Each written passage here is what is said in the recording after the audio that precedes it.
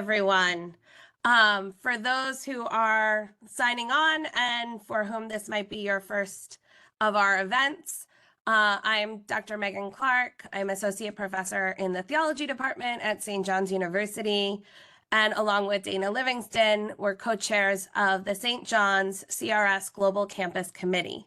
And one of the things that we have been trying to do with our virtual panels is lift up situations going on in the world that don't get or aren't getting sufficient attention, given we have a 24-hour news cycle, but really only a couple of stories get covered over and over again. And so today we're looking in particular at the case of Nicaragua.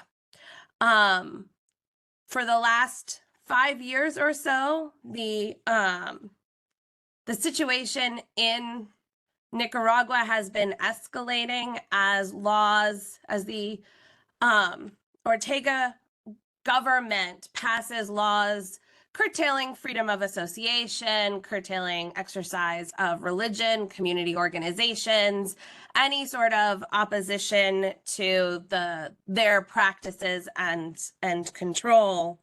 In February 2023, they put about 222 persons that they deemed problematic on a plane bound for the United States, and quite publicly have expelled and arrested and seized property of the Society of Jesus and other religious groups, and not just Catholic groups. They've also expelled the Red Cross as well in kind of the pushing out human rights defenders and other social justice advocates. And so that is what we are going to look at and talk about today. As we tend to begin with prayer, today I'm going to begin with the simple request and wording from Pope Francis at the beginning of the year, where he said that he came out and said at his midday Angelus that he was following with deep concern what was happening in Nicaragua, and that he wanted to express his closeness in prayer. And he said, I invite all of you present and all people of God to insistent prayer, while I hope that the path of dialogue will always be sought in order to overcome difficulties. Let us pray today for Nicaragua. And so as we begin, I ask that we begin in a spirit of prayer and recognition for the people of Nicaragua, in particular, as all of the panelists and I have talked about in preparation for today, many of whom don't feel it is safe to tell their stories on the record. And this is one of the reasons why I'm so glad that we have some of the voices who can share some of their stories today. Our panelists that we have for our conversation today, we have Rina Guidos, who is the Latin America regional correspondent for the Global Sisters Report. She's written about the Church in Nicaragua for Catholic News Service until December 2022, and now for National Catholic Reporter. She's also the author of Rutilio Grande, A Table for All, about the Jesuit priest who was martyred in her native El Salvador and who was a close friend of Monsignor Romero. We have Dr. Fred Cucuzzelli, who is the Department Chair and Associate Professor of Government and Politics at St. John's, and as well as being a member of our CRS Global Campus Committee.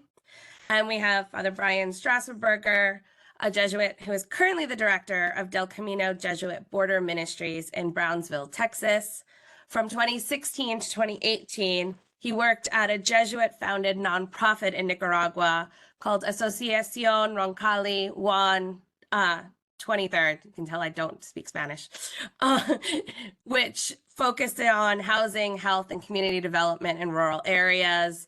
That nonprofit was shut down by the government in 2021. And while he was living there, he lived in a community that has effectively been shut down as the government seized the UCA, the Jesuit University, there in Nicaragua.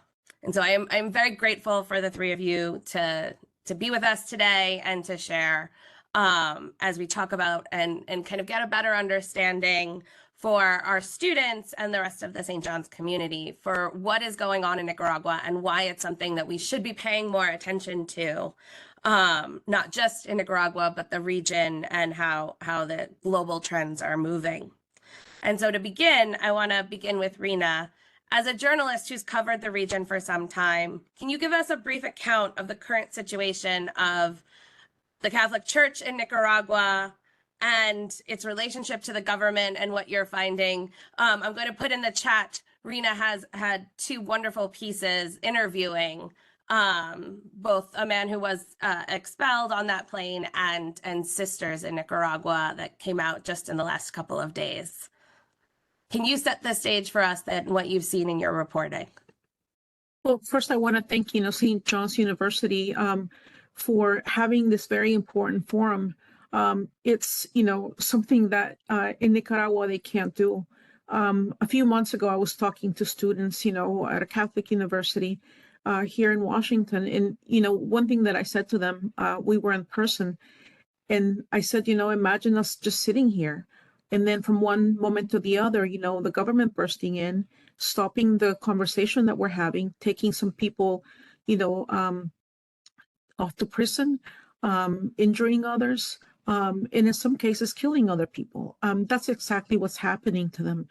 But it's also something that's not limited to, Catholic campuses. It's also, when you think about what's happening, Catholic sisters, nuns have been expelled, including some who were elderly and had disabilities.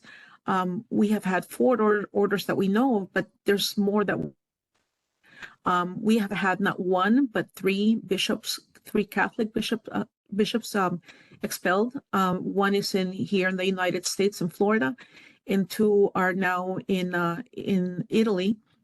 But we've also had a lot of students and priests, and just lay people in general who either were expelled from the country or, saw the need to leave, or they would be, risking their lives by staying.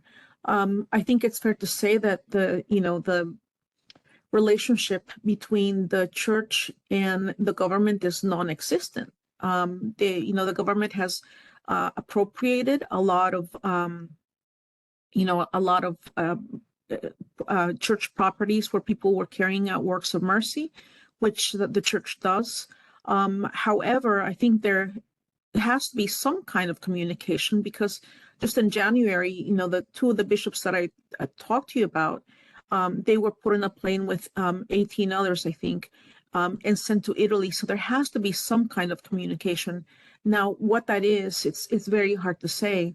And at the same time, you have a church that was like a lot of, churches in Latin America. You would celebrate things out in public. Holy Week was out in public. You can't do that anymore. You have a lot of activities that are now limited in the parish itself, on the grounds of the parish, which is very unusual, because even Cuba allows people to go out and celebrate in public, and you can't do that anymore in Nicaragua. But you also have, priests, and also even sisters who have to be careful about what they say, have to be careful about what they can say, even to people that they're tending to, because there's always a suspicion that, somebody could turn you in. This is, a lot of what I have heard from, women and men religious. The other thing that has been a bit concerning is I've been able to talk to people outside of the country, and even outside of the country, they're afraid to talk about what's happened. So there's a lot of information we don't know because of this fear.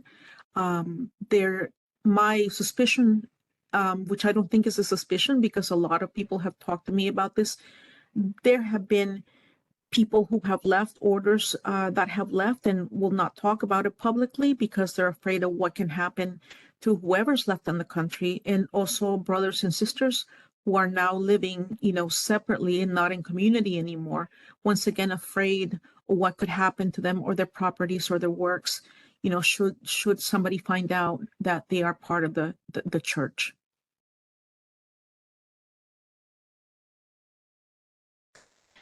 It is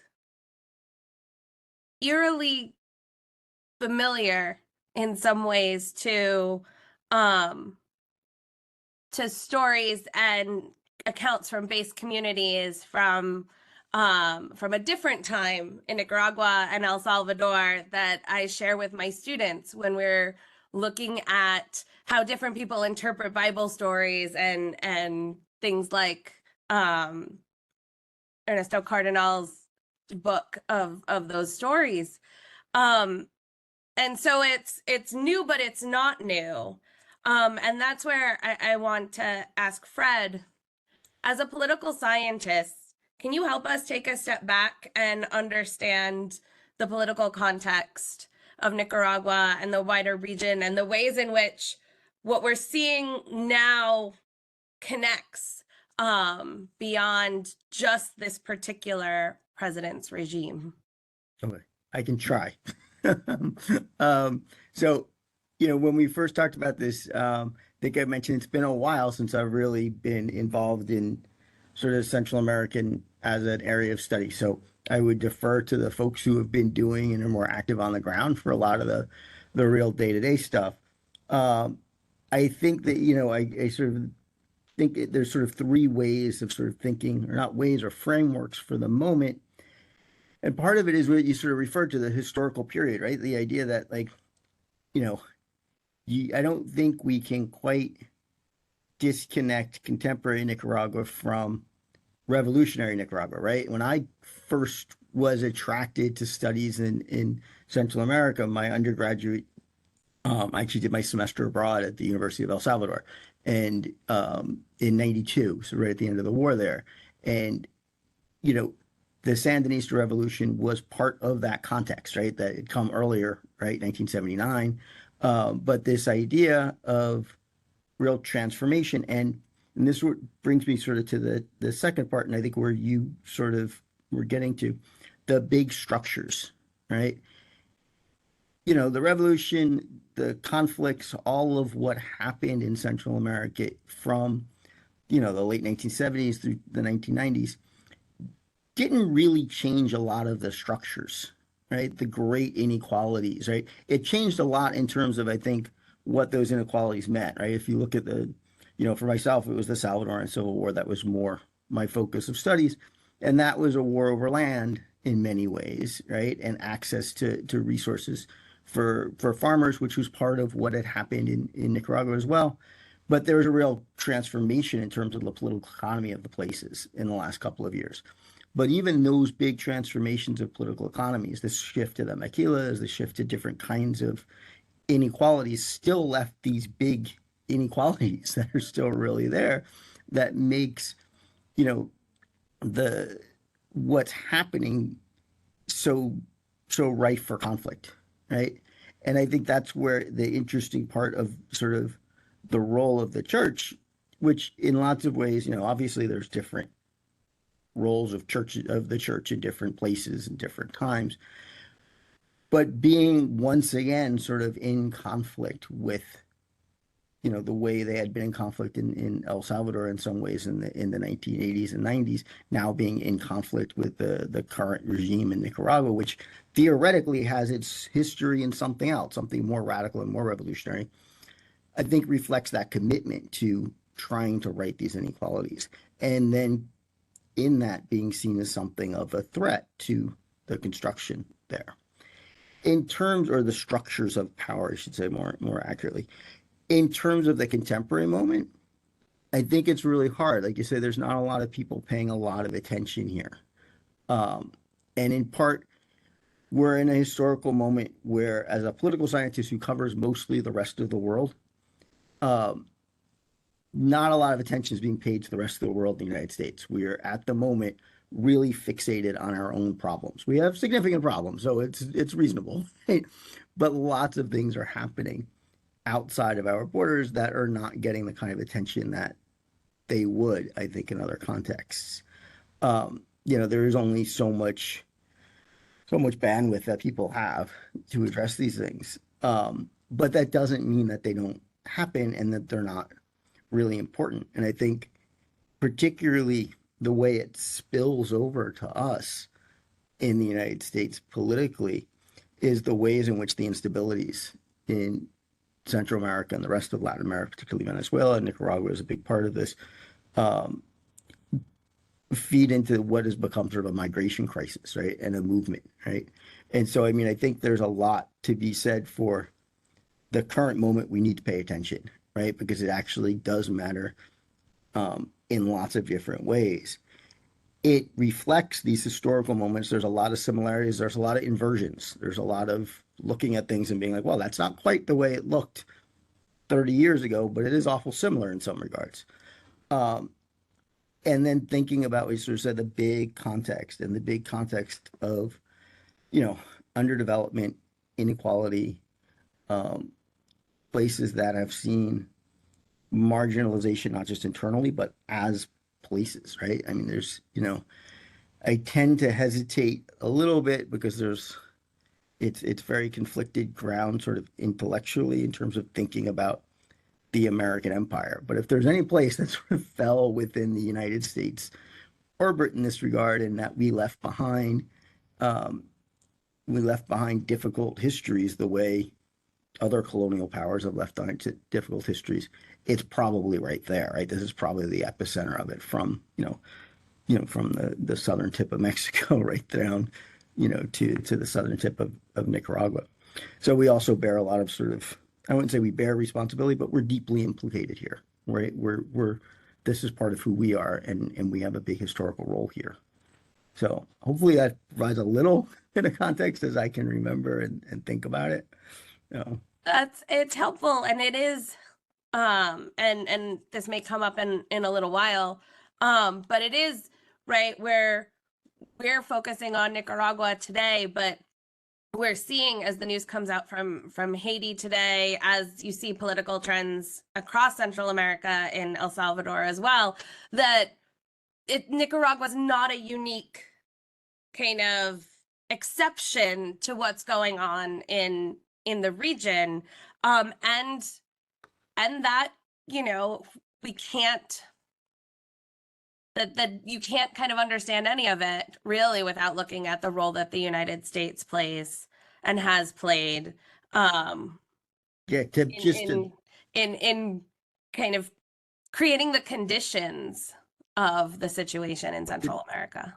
To throw that uniqueness or lack of uniqueness too, it's definitely part of a massive global retreat from democratic norms, right? I mean, in the 90s, it was the sense that we can build democracies and democracies will flourish. It's been a while now that we've become used to sort of the retreat of democracy. But this is one place where it has become, most acute, I would say. And there's a couple of places in Latin America that are especially acute in this regard.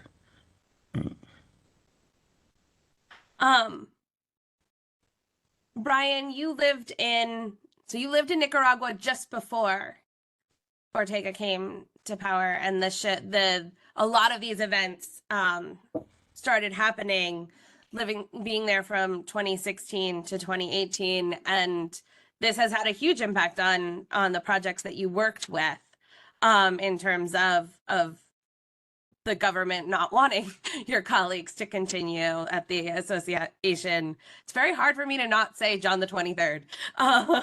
He's one of my favorites. As surprises nobody who knows me. Can you share a little bit about your experience in Nicaragua and the communities that you worked with? Yeah, thanks, Megan, and thanks for the invitation to participate in the panel, and thanks to St. John's for highlighting the situation in Nicaragua. It's a place that's incredibly close to my heart because of the time that I spent there, and it's something that I think is not on the horizon for most Americans. So I appreciate giving space to kind of elevate the issues and the real concerns there, because they are severe. The Jesuits, the Society of Jesus, has a long history in Nicaragua, great presence. The Society of Jesus is known especially for its educational works. And so we are running the University of Central America, the UCA, in Managua, along with two high schools in the city, along with a parish. And then it had all these other organizations that had kind of spun off from other works. Fe Alegria, big network of schools, has a huge impact in Nicaragua, educating, where the in rural communities. The organization I worked for, Juan 23, John the 23rd, it had work in housing and community health and in community development. So housing was, providing, building homes for low-income families.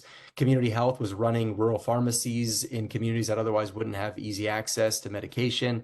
And then the community development program that I worked in, we worked with community cooperatives in rural communities to promote small business development, provide some training and education and some startup loans and things like that to people running small independent businesses.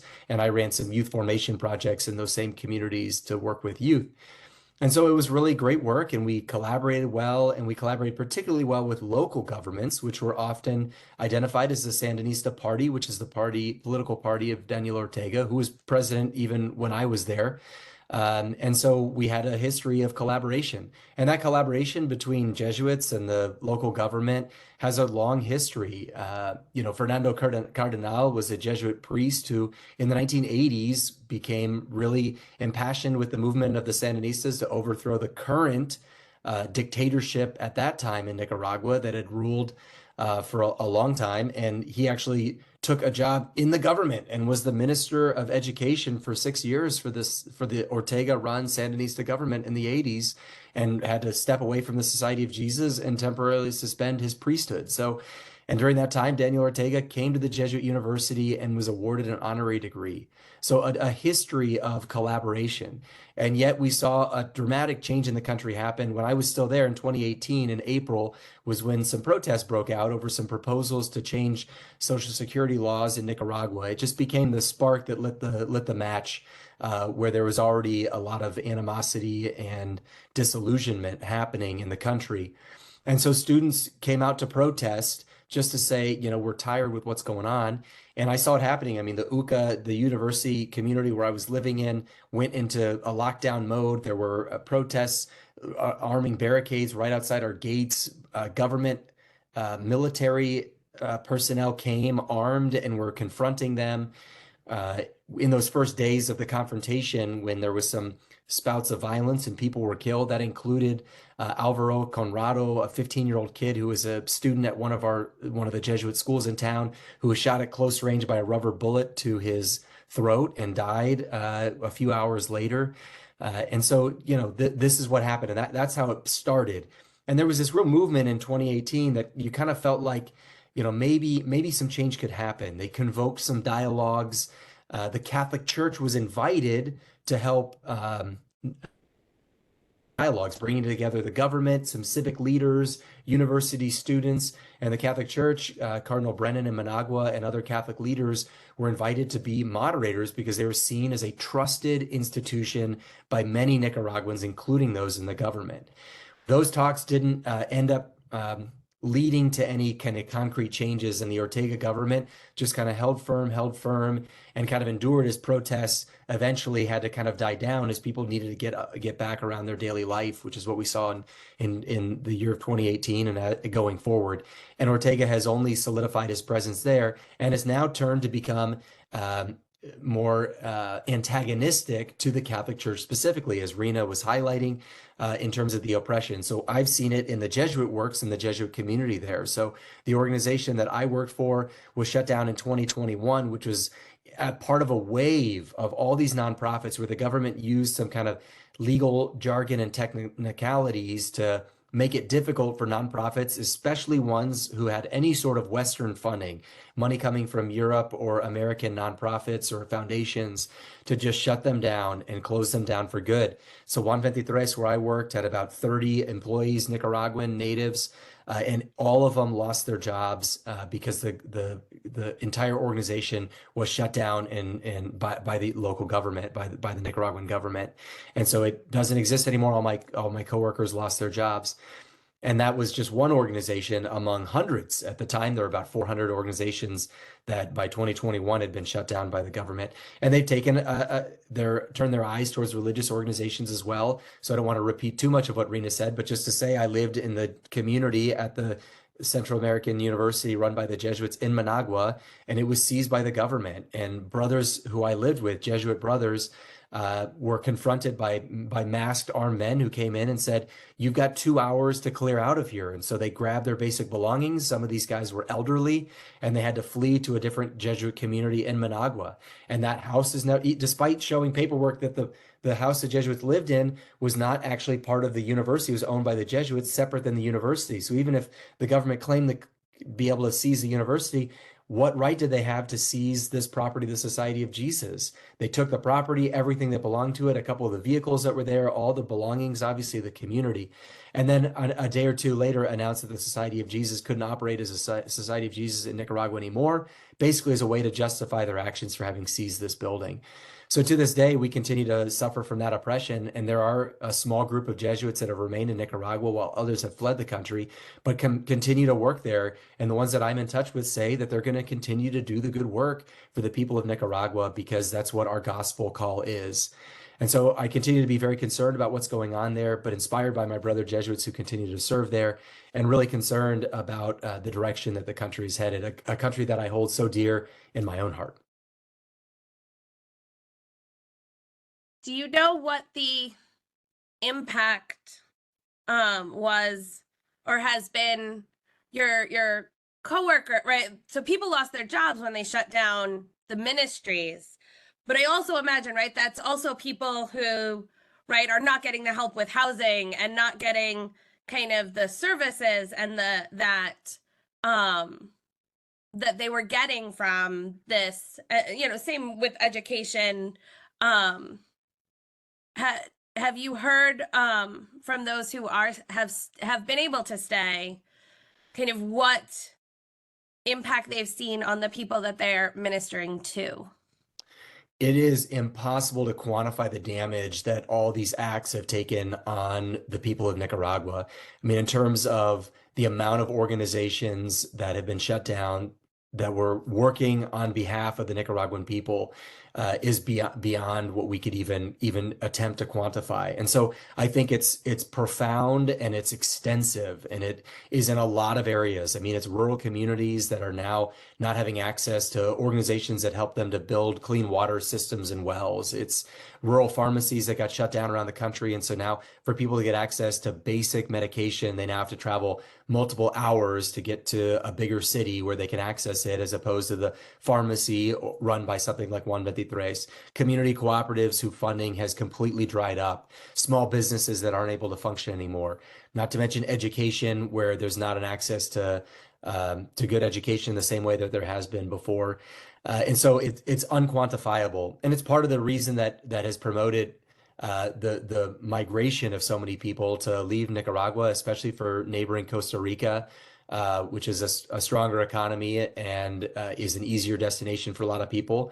But not only Costa Rica, we see Nicaraguans come to the United States of America as well, and seeking safety and refuge primarily, often because of political opposition. When I meet Nicaraguans, one of the things they often tell me is you can't fly the Blanco y Azul, the white and blue flag, the national flag of Nicaragua. You cannot fly it on your house because it's seen as a sign of resistance, because the Sandinista Party has a red and black political party flag, and that's the main one that they fly around the country. And so during the protests in 2018, people who were trying to resist the Ortega government would carry the Nicaraguan flag as a sign of, we are here to support our country, Nicaragua, and not just some political agenda. And so now here we are in 2024, and a person can't even fly the Nicaraguan national flag. I mean, imagine if in the United States of America, we got to a point where you couldn't fly an American flag.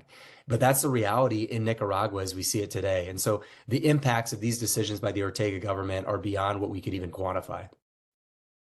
Thank you. Yeah, and someone put in on Twitter, you never know what you're going to get in terms of comments from when you post, when I posted info of the story, and somebody kind of pushed in, why the focus on the Catholic Church, and it's because it's a particular microcosm, and because it is, right, why is that what we're talking about today? In part because at St. John's we are a Catholic university, but more so because it is both a matter of an institution that within a society, but it's also a matter of the people who are part of the church, right? It's about the people of God. It's about the people in the community. And that often is kind of it's a bridge institution in a lot of ways in terms of looking at lots of things. And this is where I want to shift to Fred. I mean, even in the last 2 weeks, we've seen additional crackdowns by the government on other Catholic ministries, as well as evangelical ministries. And like I said, last July they expelled the Red Cross, and this kind of targeting of not just religious but humanitarian agencies as a means of political control. What is the political logic or the effect of targeting and expelling religious and humanitarian groups like this? And it seems like the kind of thing that in and of itself should be a massive red flag to people. But the effect of it, I imagine, on the people in particular places could be quite devastating. Okay. Those kinds of things, right? The shutting down of church organizations, of humanitarian organizations, pretty much any civil society organization, right? I mean, it's a pretty common feature of authoritarianism, right? Is the idea of really just preventing people from being able to share their experiences, for one thing, right? It's, authoritarianism in all of its types really relies on isolation and fear, right? And the idea that maybe you're alone, maybe this is really just your problem. And these opportunities where people come together to say, hey, this happened to me, and share that experience and then start to look for common problems, like, is just a key aspect of organization, right? I think in Central America, in particular Latin America broadly, the churches often serve that function. It's often been that place where people went, right? I mean, like I said, a lot of my experiences were in other countries in Central America, but we definitely saw that in El Salvador during the conflict. You saw it in the post-conflict experience of Guatemala when they did the historical review of the violence. You see it in Nicaragua as well. That sense of like, this is a place where people can go. And this gets you to sort of the second part of what makes these other organizations so under threat. They do often have a kind of legitimacy that the regime doesn't, right? People look at these places and say, look, these are people that I trust. They have a legitimate role in society. If as an authoritarian regime, you're trying to sort of absorb as much legitimacy as possible, anything that speaks of some alternative source of power is threatening, right? I mean, the ideal of being able to accept lots of other kinds of power is difficult for regimes that want all the power, right? And these kinds of things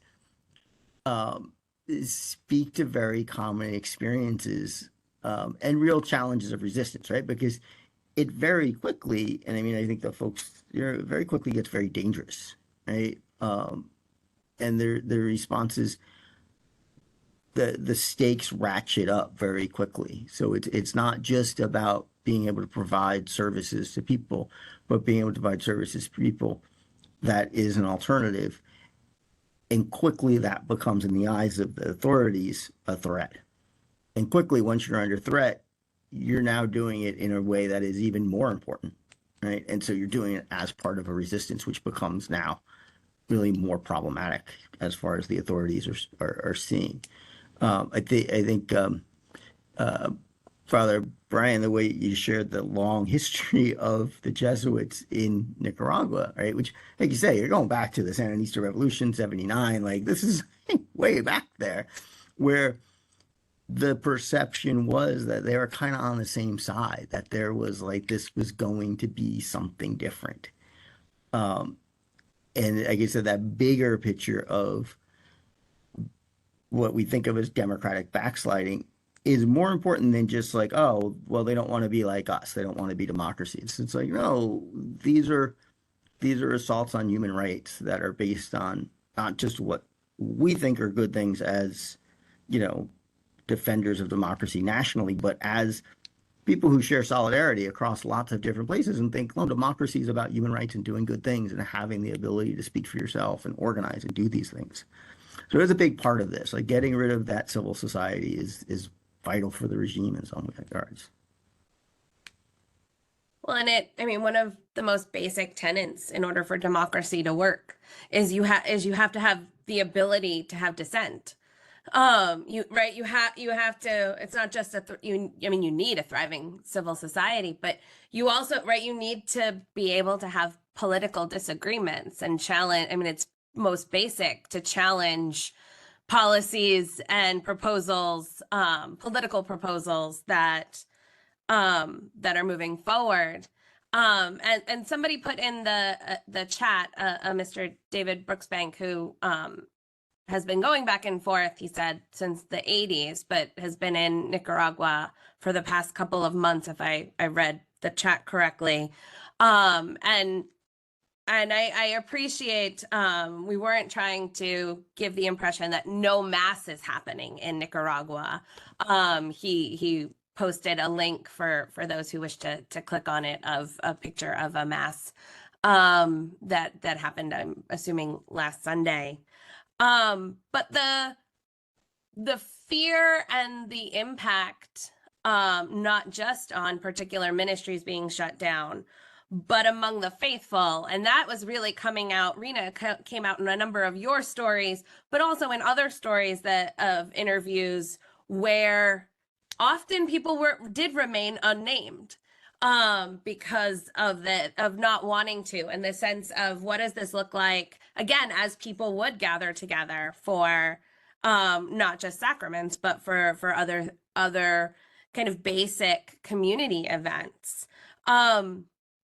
And yet, I wonder, Rena, in your reporting, are you also seeing, and can you lift up, and yes, people may to go on the record, but I imagine you are finding stories of resistance and hope and people that are persevering in spite of what's happening.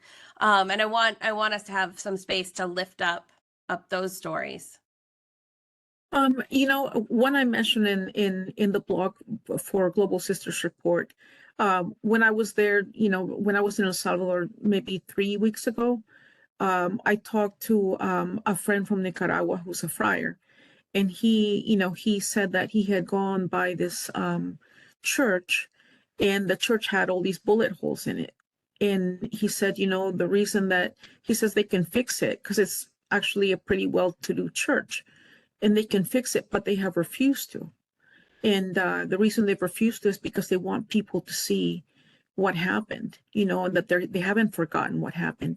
And so it's, what he said, it's a quiet type of resistance. The other thing that I thought was interesting, and it kind of goes to the comment, he also said that the masses were really full. And again, that can be seen as a type of resistance. However, it's not like before, and it's not like a lot of places in Latin America where you can't take it outside of the parish. And in fact, Holy Week, which we're coming back upon, last time, Holy Week was limited to the parish, which is very unusual. As I said, even Cuba has allowed for public processions in the last few years, and that's not something that you're seeing in Nicaragua, which is very interesting.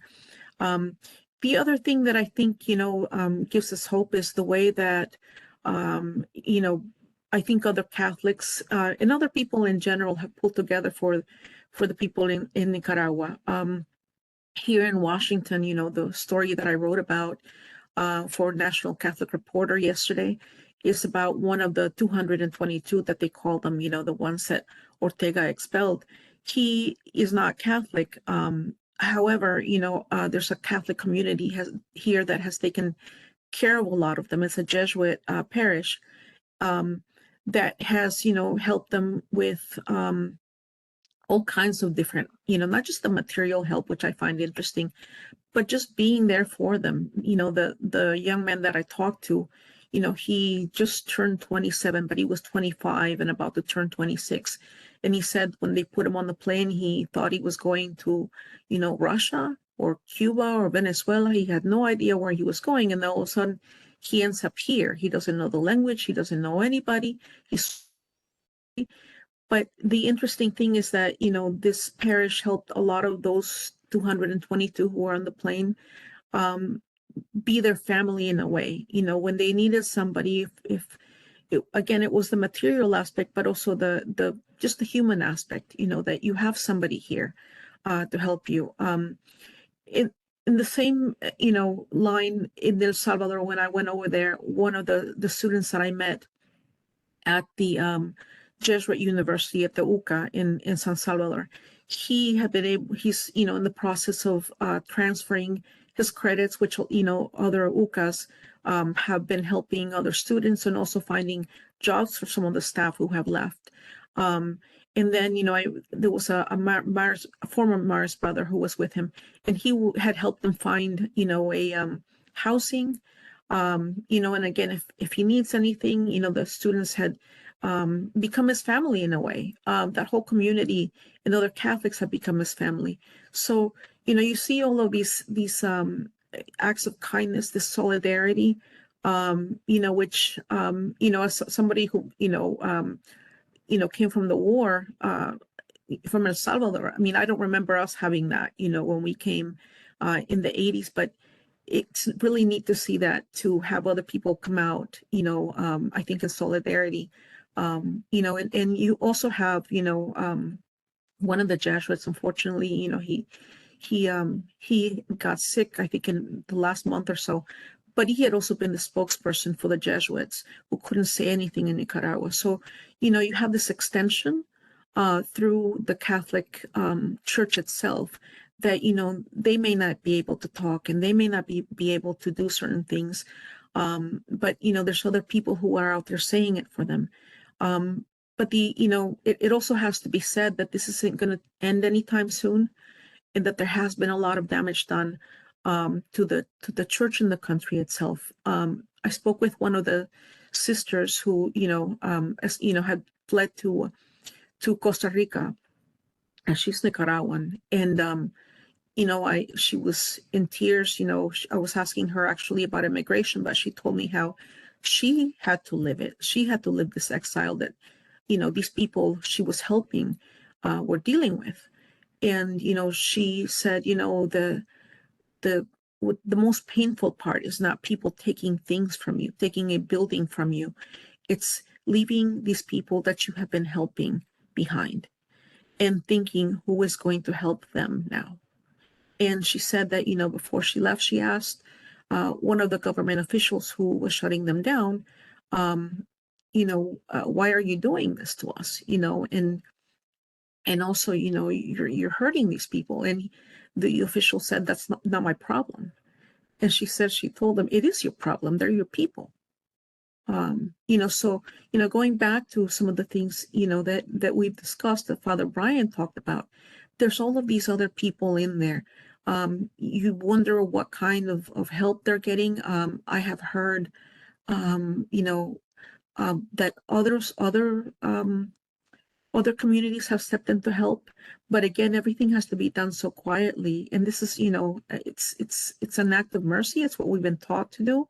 So, those kinds of things, make you wonder who's doing them now.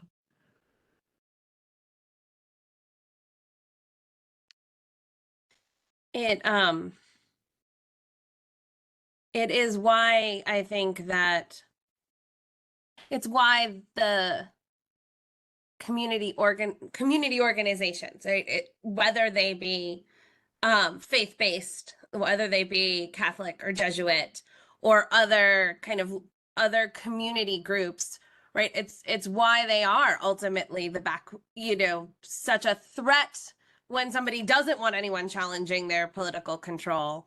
But also, right, they play such a role and people trust them because they're there, right? And we see this not just in Nicaragua, but almost wherever such things kinds of repressions occur. You often, right, who is it that people rely on in many situations? And it often is Catholic sisters, right? It often is sisters who are out there living with, working with, ministering to the people in the gravest situations of poverty. And so I can imagine how difficult it must have been for her to leave. And, it's not just the material part, but also, part of their ministry. What one of them said to me, that, as I said, there's even suspicion about other people in the church, who go to talk to her, and she thinks, well, why are they telling me this? And are they waiting, to hear something else? And she said, now one thing that she has offered in this struggle is, she said, I don't say anything. I have focused on the ministry of listening and not of saying anything, which is also, the way that she has turned, I think, something so dangerous into something holy. There's certainly a reason why the Pope is constantly kind of pushing the ministry of listening as kind of the operative stance for how to be disciples, really, in a very complicated and broken world. And this doesn't just touch Costa Rica or the kind of more limited group that he expelled on a plane, right? Regular people who just can't live in this situation any longer. Brian, you mentioned Costa Rica is closer, but we also know that some of them from Nicaragua and other surrounding situations in Central America, as well as other countries, are coming and making a very dangerous and long trip to the U.S.-Mexico border. And so I'd like to ask you to just say a little bit about your work in Brownsville, Texas, and the migrants that you are ministering to, and their experience of coming to seek asylum in the U.S. Some from Nicaragua and some from other places. Yeah, thanks. The Jesuit presence here in the Rio Grande Valley around Brownsville in the Diocese of Brownsville, Texas, started in 2021. So it's relatively new, less than 3 years old. But we recently organized ourselves as Del Camino Jesuit Border Ministry, and our primary focus is sacramental and pastoral. So we visit migrant camps and shelters on both sides of the border, including in Matamoros and Reynosa, Mexico, and in McAllen and Brownsville, Texas, so on the two sides of the border, to visit with migrants, to hear their stories. And fundamentally, we celebrate Mass. We show up and we set up and celebrate Mass with anybody who wants to join for that time of prayer and reflection and invitation for God's grace to work in our lives. And through that, we get to know migrants. We hear their stories. We learn about what they're facing, what kind of journeys they've been on. We try to help provide some orientation about what the dynamic is at the border at a given time, and the kind of the current dynamics, because they're constantly in flux. Certainly in my 3 years down here, I've seen a lot of developments and changes, mostly more severe penalties and restrictions against asylum seekers coming and seeking relief in our country. But yeah, I mean, what we see is that, people flee for a lot of reasons, and a lot of it is the violence that we're talking about in their country and the political repression that they feel. And that's being felt in countries from around the hemisphere. We certainly see migrants from Haiti, migrants from Venezuela, migrants from Cuba, migrants from Nicaragua, among others, that are fleeing fear of repression by the government. And that is a primary motivating factor for migration.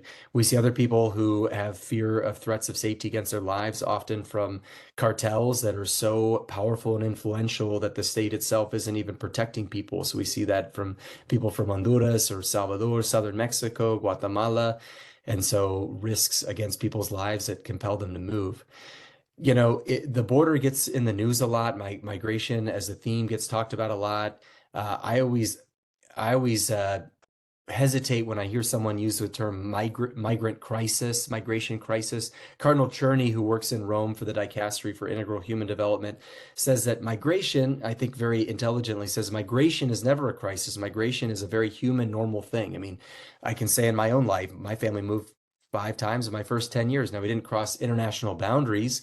And so, but it was mostly motivated by work. But migration is a super normal and human thing.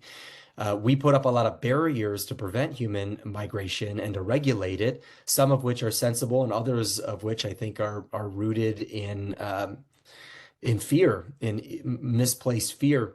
And so the crisis that those policies provoke is a humanitarian one. And that's a crisis that I always notice when I visit camps and shelters in northern Mexico, where people have downloaded this smartphone app called CBP One, and they have to request an appointment every day from the US government to be able to seek relief in the United States. And they might be stuck in a city in northern Mexico where they've been previously kidnapped and held for ransom, and now they're released in that same city, and that wait on that smartphone app can take over 6 months, as some of the people we're seeing are waiting right now. And so when I see that, when I see their humanitarian needs, the lack of access to basic resources, that to me is a crisis point, and that is what should provoke some sort of humanitarian response. And there are some great organizations doing amazing work, but it's so rarely the US and Mexico governments, which are the ones that put the policies in place that create these situations. So just to say, you know, when I hear the stories of migrants, it's so rare that I hear a story and I'm like, I don't get why you left your hometown. You know,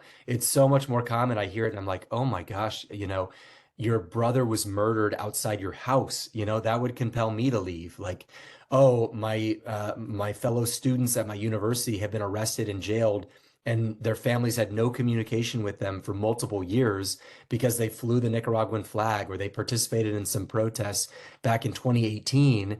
And so now my school has been closed down and my fellow students have been imprisoned, and the former president of my university has been exiled from the country and his citizenship has been removed. That might cause me to migrate too. So the more we hear migrant stories and see the reasons why they migrate, just to be reminded that migration is a natural human phenomenon. And so how do we create policies and situations and structures of welcome, as opposed to so many structures of repression and resistance, which ignore the real human needs that motivate people to migrate?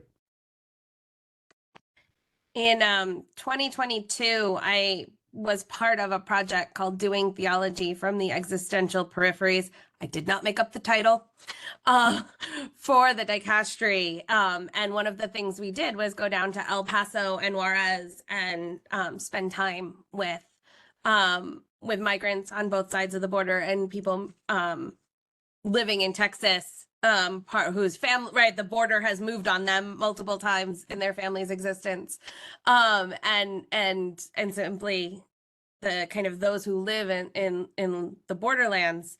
And one of the community organizers said to me, he said, you know, migration is the ultimate act of resistance. It is a refusal to be thrown away. And he was framing it in terms of Pope Francis's rejection of the throwaway culture, and that the very act, right, that this act of migrating to try and find safety that men, women, and children are engaged in as this profound act of a profound refusal to be thrown away. And it stuck with me as a really powerful image. And I think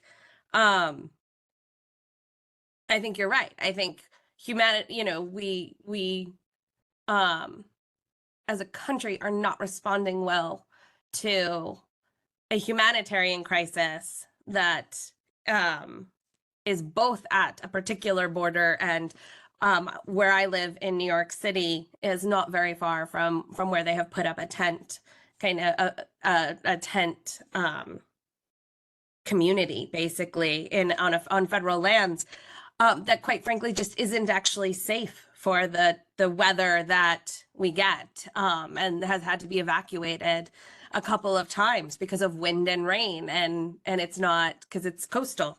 And so this the humanitarian crisis and the failure to welcome and treat human beings as human beings is I think a national problem at the moment, in my opinion. But it's also, there's a connection here, and this I would like not to target Father Brian's work in particular, but what we're seeing in the past couple of weeks out of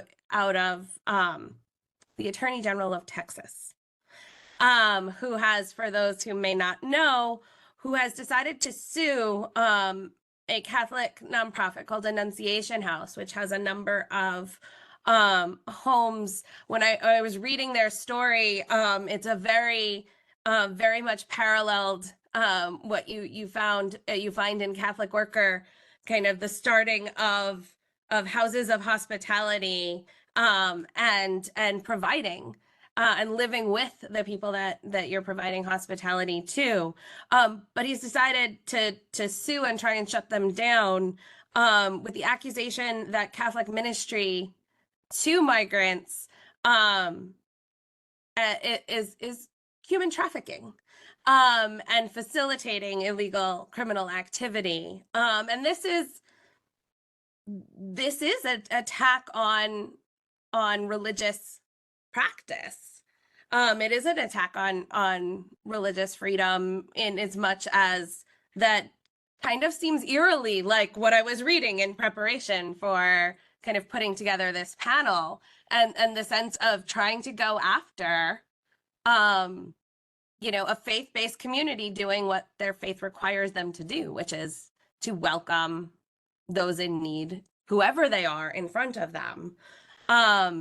And so this I want to kind of throw out to any of the three of you that would like to jump in. But this Bishop cites in El Paso has very directly referred to the Attorney General's lawsuit and as an attack on the Catholic Church in Texas, and on what is the basic kind of function of living out our faith. But is this, usually we're used to looking at things in the United States and looking at, and it's getting right, this is something where it doesn't seem like it's all quite as different from deciding to shut down a Jesuit ministry that works on low-income housing and health and in a rural community.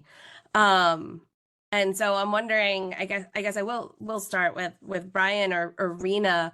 Kind of, what are you seeing? NCR came out with an editorial statement this morning.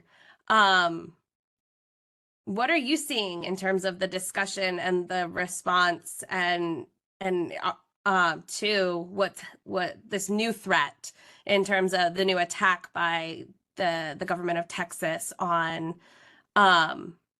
Catholic ministries with new migrants, and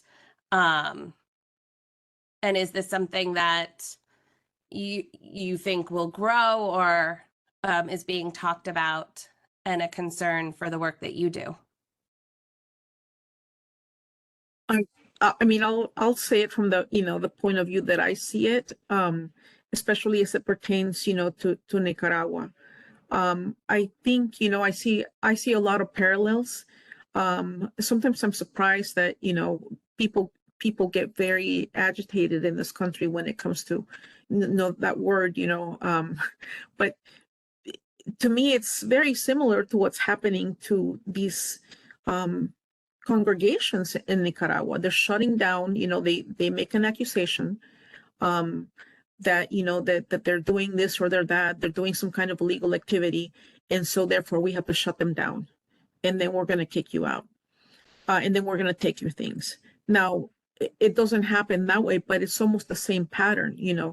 There's the accusation that something illegal is happening at Annunciation House, or I mean, they're not the first ones. There's been accusations also against Catholic charities. and anybody who's been helping migrants. But the same thing is also happening in Nicaragua. They have accused them from anything from, money laundering to, well, we can't, we're going to shut you down because there's too many foreigners running this, this outfit. And, it's kind of the same thing, and what people don't realize is that, or maybe some do realize it, obviously, if you see it, if you work in it, you know exactly what's happening. They're carrying out their ministries. They're carrying out their faith. This is what the Bible tells us to do. This is what the gospel tells us. This is what Jesus did. So they're following all, if you're a woman religious or men religious, the Jesuits, they're carrying out their ministry. So, they get accused of something and then it shuts down. Well, I kind of, Rutilio Grande kind of said the same thing if, in his time before he was, assassinated. But if Jesus were to cross the border, would he be arrested? And it's the same thing, you've sort of come through this. To me, it's incredible that, sometimes we're back to the gospel and what happened to Jesus. Somebody's doing, something to make, the world better. And I think we've lost, I think, sight of things because of political biases. When we need to be looking at this through the prism of the gospel, which is what the, church has us to. And that's what these people are doing. That's the way I see it. To me, they're parallel versions. If I could just chime in as well, I think Rena put it really well. And just to add, I think part of the claims that Texas Attorney General has been making is that organizations like Annunciation House providing refuge and care to migrants who come into the U.S. are incentivizing the migrant journey. I can tell you that I've never talked to a migrant in my 3 years working on the border who said, yeah, part of the reason I made the journey is because I heard there's organizations like Annunciation House and Catholic Charities that might provide me housing for a couple of days as I make my way to my final destination. Not a single person. I mean, if anything, the migrant journey is fraught with a lot of lack of information.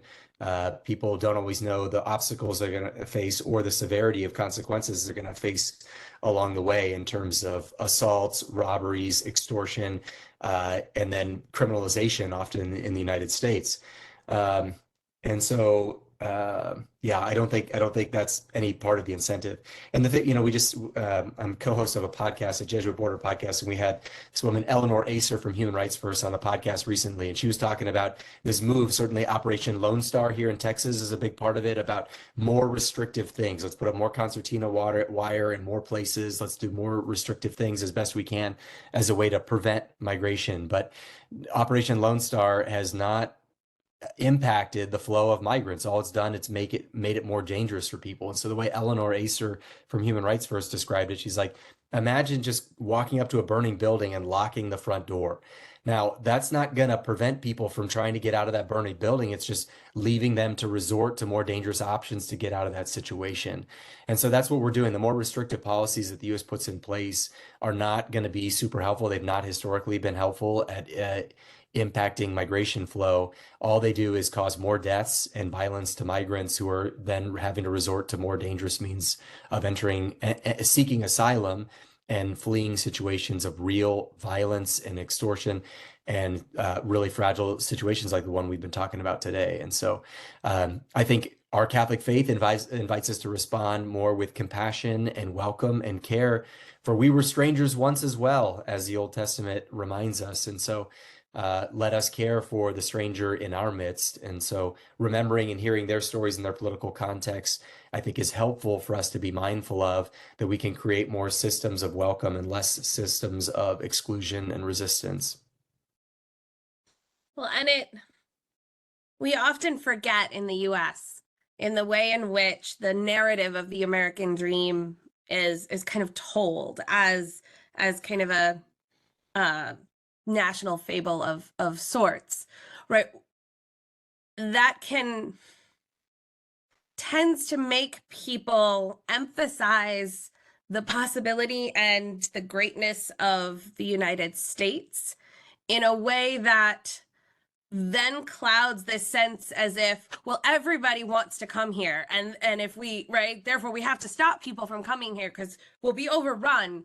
And in reality, while some people come purely because they want to come to the United States, particular job opportunities, particular kinds of choices, most of our large waves of migration into the United States have not been out of any free choice or kind of positive, kind of, this is what I want. They've been out because where people are coming from is no longer tenable. It is either too dangerous, there's either no food, it's too violent, it's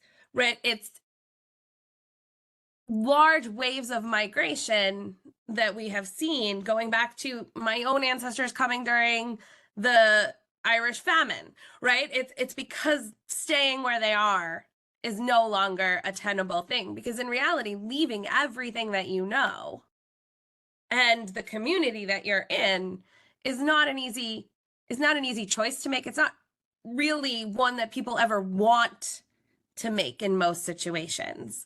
And so there's the lack of humility about kind of what it is that drives and pushes people, the push factors for people to come, I think is often kind of lacking due to American hubris. And so, right, like, and so you can just put up more wire as opposed to really thinking about, well, what is it that's going on in Nicaragua? What is it that's going on in Honduras? What is it that's going on in Haiti that people can't stay in their communities, or they don't feel safe. They don't feel like they can raise their children in their communities.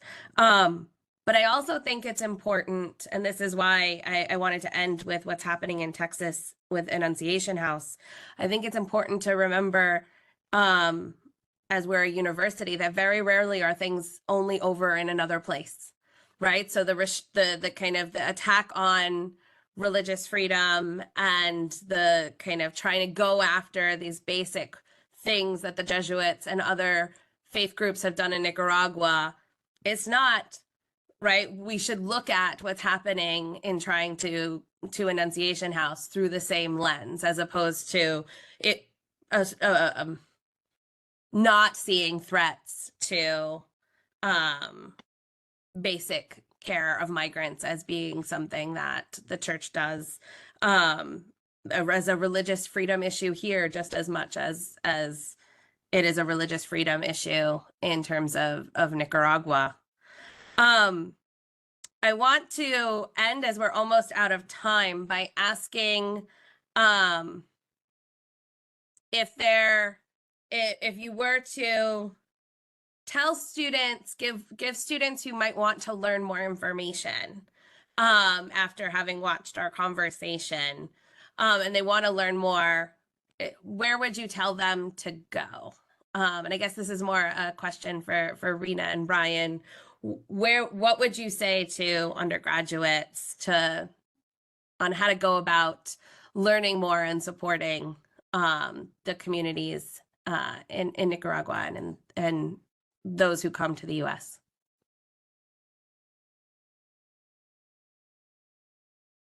I would start with the parish, because there may be somebody in your parish who is from Nicaragua. So I would ask, people, I know that, Holy Trinity, which is, where this, this young man ended up at, they have a migrant, something they call a migrant familia, and it's in the parish bulletin, but there's also a lot of people who, work in these kinds of ministries who know, what's going on. So I would start at the, and if there isn't that group there, then maybe form one. In almost every city that I have, been around in, whether it's a faith group or, non-faith group, they have these groups that, go and help whenever, there's these drop-offs or buses, which are, very common in New York. We've had them here in Washington, and, they're in other cities. And they usually send out a text, so you can go over there and see who these people are.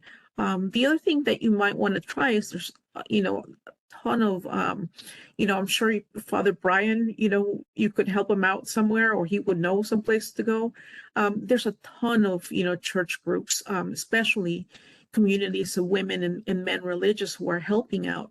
Well, some of the sisters that I have shadowed and reported on, they always say, come and see what this is, because it's true. It's the headlines are one thing, and the reality, as Father Brian will tell you, who's there, it is a completely different.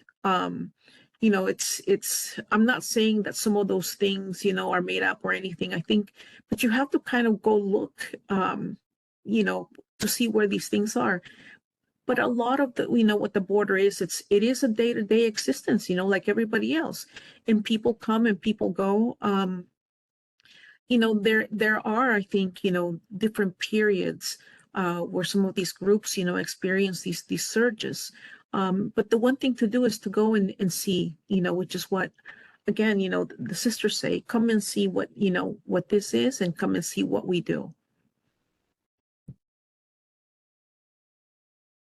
That's right. I couldn't say it any better. I mean, as Rena said, two key things: encounter, meet migrants, meet someone from Nicaragua, get to know them and hear their story, the story of their family, and then have an experience. Like, especially when it comes to the border, border's gonna be all over the news this entire year during this presidential cycle, and so there's a lot of misinformation that goes out about it coming from both political parties. And so come see the reality, come visit the border at some point and have an encounter and see what's really going on here. I think that's super helpful to see. And like I said, get to know migrants, hear their stories, meet people from Nicaragua, get to hear their stories.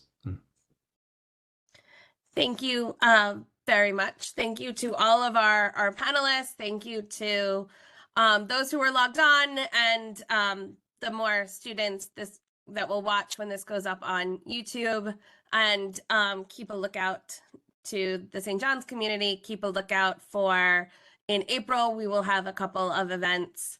One, from the field with an economist from the African Development Bank Group, and a panel similar to this on what is going on in Sudan and Congo.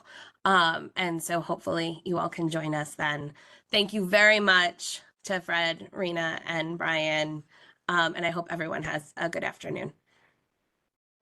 Thank you, Megan. Thanks, Megan. you to Thanks to all who our- listen. Our God guests. bless.